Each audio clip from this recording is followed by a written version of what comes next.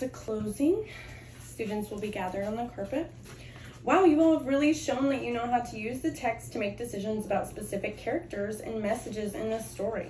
We all took in a lot of information today and really used it successfully to do a lot of things. We made diagrams comparing the wolves in the two stories.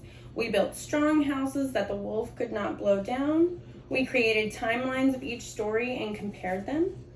And we wrote an alternate story where the wolf is a really good guy, really is a good guy. Raise your hand and tell me, what kind of strategies did you use to make your Venn diagram? Yes, you were able to go back in your book and compare the wolf in each story. Raise your hand and tell me why you chose the material you did to build your house. Yes, the strongest house was made of bricks in the first story. Was your house strong? Yes, I could see how the Jenga blocks could be both strong and weak.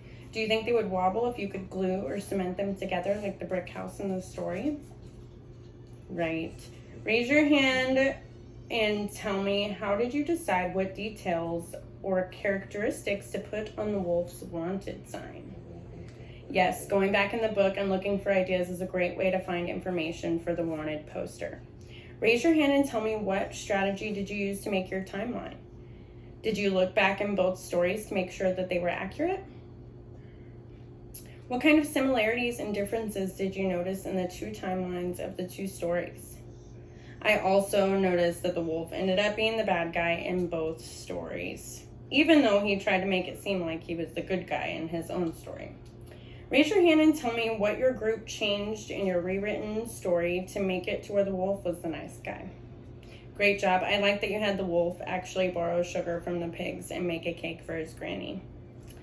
How could you tell what the wolf's intentions were in the second story?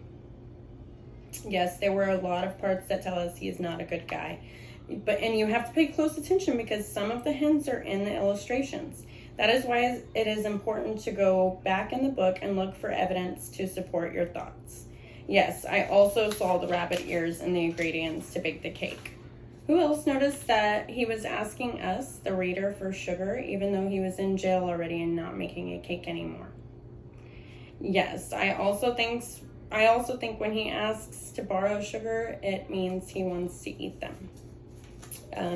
So you all did a great job on your exit tickets. You did a great job on your activities. We'll see you tomorrow.